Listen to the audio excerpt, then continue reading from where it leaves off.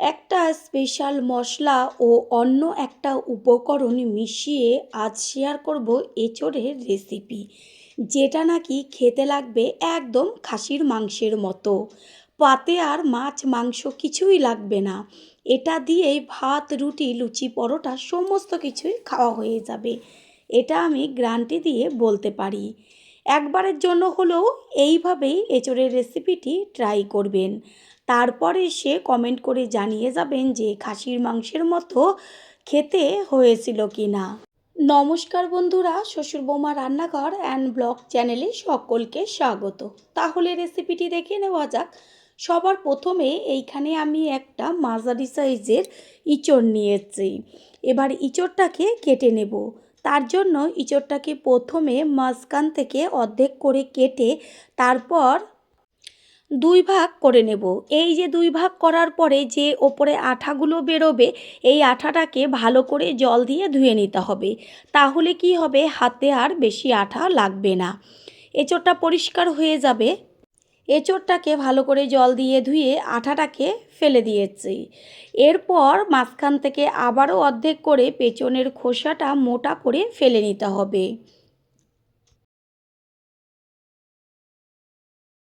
পেছনের খোসার দিকটা তো ফেলা হয়ে গেছে। এবার যে সামনের দিকের অর্ধেকটা মতো অংশ কেটে বাদ দিয়ে দিতে হয়, কারণ সামনের মুখের দিকের অর্ধেকটা অংশ ভীষণ শক্ত হয়।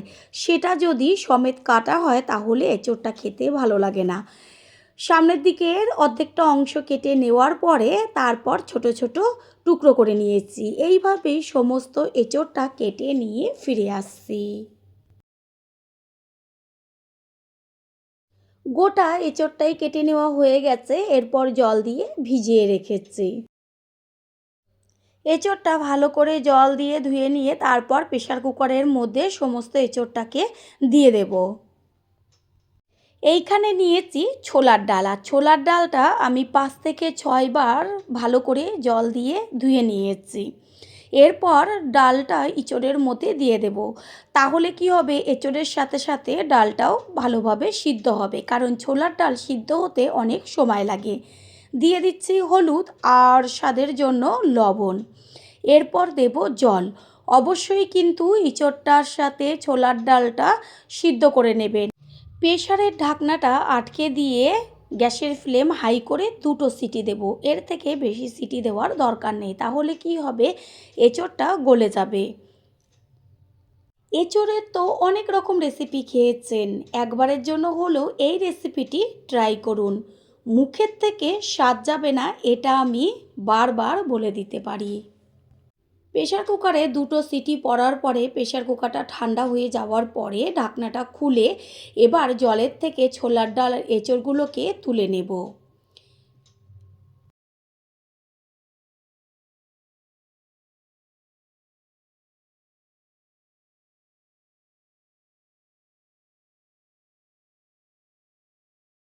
গ্যাসের ওভেনে কড়াই বসিয়ে তাতে দিয়ে দিচ্ছি গোটা গরম মশলা, যেমন এলাচ, দারচিনি, লবঙ্গ, জয়িত্রী আর জায়ফল অল্প একটু টুকরো করে নিয়েছি। গরম মশলাটা একটু ভাজা হতে বেশি সময় লাগে, সেই কারণে আগে এইগুলোকে দিয়ে গ্যাসের ফ্লেম লো করে 2 থেকে 3 মিনিট মতন ভেজে নেব। যখন দেখবেন একটু হালকা গন্ধ বেরোচ্ছে তখন এর মধ্যে দিয়ে দিচ্ছি 1 চা চামচ সাদা জিরে, আর বড় চামচের 1 চা চামচ গোটা ধনে, আর একটা তেজপাতা। অবশ্যই এই যে মশলাগুলো আমি ব্যবহার করেছি প্রত্যেকটা মশলাই কিন্তু ব্যবহার করবেন। মশলাগুলো একসাথে গ্যাসের ফ্লেম লো রেখে ভেজে নিতে হবে। যখন দেখবেন চটপট হয়ে ফুটতে শুরু করেছে আর একটা সুন্দর গন্ধ আসছে, তখন গ্যাসের ফ্লেম অফ করে দিয়ে একটা পাত্রে ঢেলে নিতে হবে।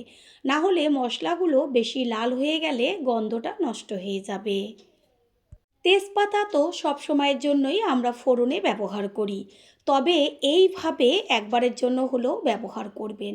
তারপরে সে কমেন্ট করে জানিয়ে যাবেন যে কত সুন্দর হয়েছিল।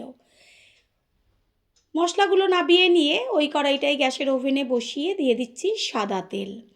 তেলটা গরম হলে এর মধ্যে দিয়ে দেব লবণ।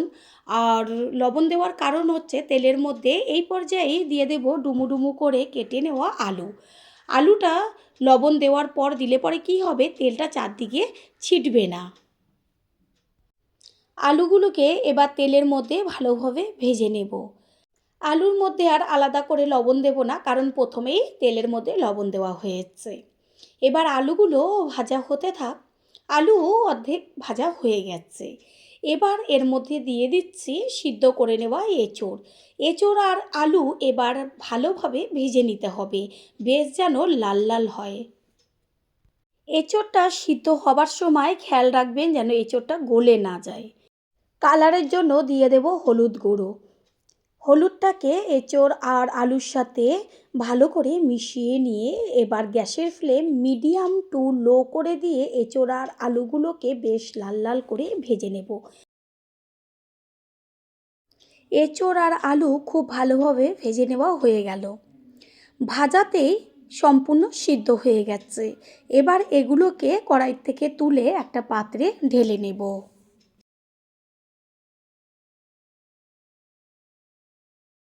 এঁচোড় আর আলুটা একটা পাত্রে ঢেলে নিয়ে এসেছি। ওই কড়াইয়ের মধ্যে দিয়ে দিচ্ছি সর্ষের তেল। আর তেলটা গরম হলে এর মধ্যে ফোড়ন দেওয়া হলো একটা তেজপাতা, একটা শুকনো লঙ্কা আর 1 চা চামচ পরিমাণ সাদা জিরে। ফোড়নটাকে ভালো করে ভেজে নেব। তেলের মধ্যে দিয়ে দিচ্ছি 1 চা চামচ পরিমাণ চিনি। তেলের মধ্যে এইভাবে চিনি দিলে পরে তরকারির কালারটা দারুণ আসে। এবার দিয়ে দেব কুচিয়ে নেওয়া পেঁয়াজ। এইখানে মাঝারি সাইজের 2টো পেঁয়াজ ব্যবহার করেছি।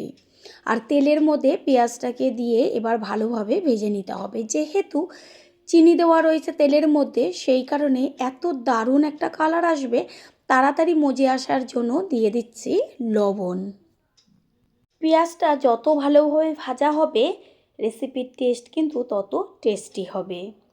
পেঁয়াজ লাল লাল হয়ে গেছে ভাজাটা। এই পর্যায়ে দিয়ে দিচ্ছি এর মধ্যে 2 চা চামচ রসুনের পেস্ট। রসুনের পেস্টটা পেঁয়াজের সাথে ভালো করে নাড়িয়ে চাড়িয়ে মিশিয়ে নিয়ে গ্যাসের ফ্লেম লোতে থাকবে, না হলে পুড়ে যাবে। রসুন 2-3 মিনিট ভাজার পরে সুন্দর একটা ভাজা গন্ধ বেরোচ্ছে। এরপরে এর মধ্যে দিয়ে দেওয়া হলো 1 চা চামচ আদার পেস্ট। আদার পেস্টটাও একইভাবে ভেজে নেব। আদা ও রসুনের খুব সুন্দর একটা ভাজা গন্ধ বেরোচ্ছে। এই পর্যায়ে এর মধ্যে দিয়ে দেওয়া হলো পেস্ট করে নেওয়া টমেটো। এইখানে বড় সাইজের 2টো টমেটো পেস্ট করে নিয়েছি। দেব হলুদ গুঁড়ো আর পরিমাণ মতো লবণ, চিড়ে নেওয়া কাঁচা লঙ্কা, আর দেব কালারের জন্য কাশ্মীরি লঙ্কার গুঁড়ো। এগুলোকে ভালো করে মিশিয়ে নেব। সামান্য একটু জল দেব যেন এগুলো পুড়ে না যায়। টমেটোর কাঁচা গন্ধটা যাওয়া পর্যন্ত কষিয়ে নেব। আর কোনো রকম মশলা এইখানে আমি আর ব্যবহার করব না। টমেটোর কাঁচা গন্ধটাও চলে গেছে আর ওপরে সুন্দরভাবে তেল ছাড়ছে। এই পর্যায়ে এর মধ্যে দিয়ে দেব ওই যে সিদ্ধ করে নিয়েছিলাম ছোলার ডালটা, সেই ডাল। অবশ্যই ছোলার ডালটা সিদ্ধ করে দেবেন, না হলে যদি এরকম কাঁচা ডাল কষানোর সময় দেওয়া হয় তাহলে অনেকটা সময় লাগবে সিদ্ধ হতে। ততক্ষণে এঁচোড় কিন্তু গলে যাবে। সেই কারণে এঁচোড়ের সাথে ছোলার ডালটা সিদ্ধ করে নেবেন। ছোলার ডাল দিয়ে সব কিছুর সাথে মিশিয়ে নিয়ে তারপরে এর মধ্যে দিয়ে দেব এঁচোড় আর আলু। এবার সব কিছু 3 থেকে 4 মিনিট গ্যাসের ফ্লেম লো রেখে কষিয়ে নেব। পুরনো বন্ধুদের সবসময় আমাদের পাশে এইভাবে ভালোবেসে থাকার জন্য অনেক অনেক ভালোবাসা। 3-4 মিনিট মতন কষিয়ে নেওয়া হয়ে গেছে। এই পর্যায়ে এর মধ্যে দিয়ে দেব উষ্ণ গরম জল। সবসময় রান্নাতে উষ্ণ গরম জল দিলে পরে টেস্টটা কিন্তু দ্বিগুণ বেড়ে যায়। গ্যাসের ফ্লেম হাই করে দিয়ে ভালো করে মশলার সাথে জলটাকে মিশিয়ে নিয়ে ঝোলটাকে টকবক করে ফুটতে দিতে হবে।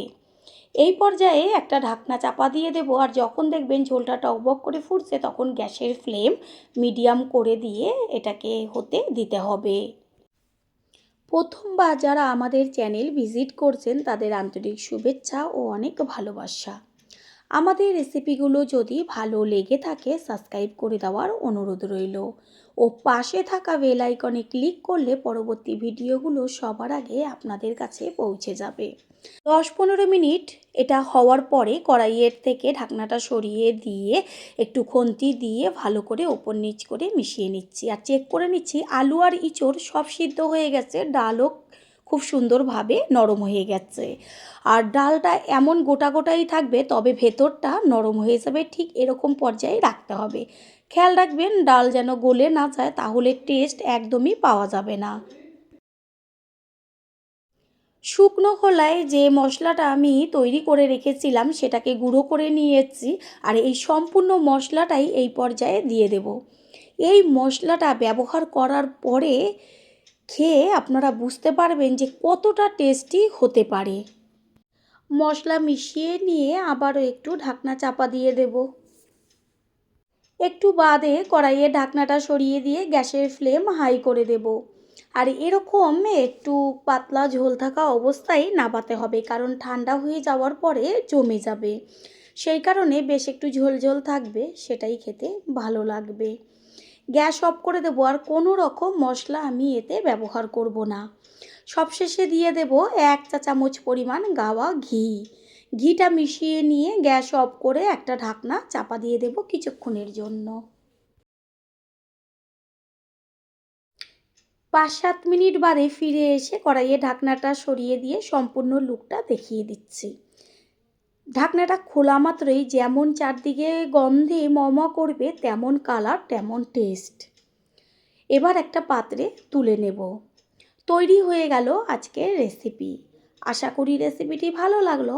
আর যদি ভালো লেগে থাকে একটা লাইক, কমেন্ট, পারলে একটা শেয়ার করে অবশ্যই জানাবেন। আপনাদের দেওয়া একটা লাইক ও লাইকের পাশে থাকা হাইপ আর একটা শেয়ার আমাদের কাছে অনেক অনেক গুরুত্বপূর্ণ। All friend, thanks for watching my video. আপনারা সকলে ভালো থাকবেন, সুস্থ থাকবেন। আবারও দেখা হবে অন্য কোনো রেসিপির এপিসোডে।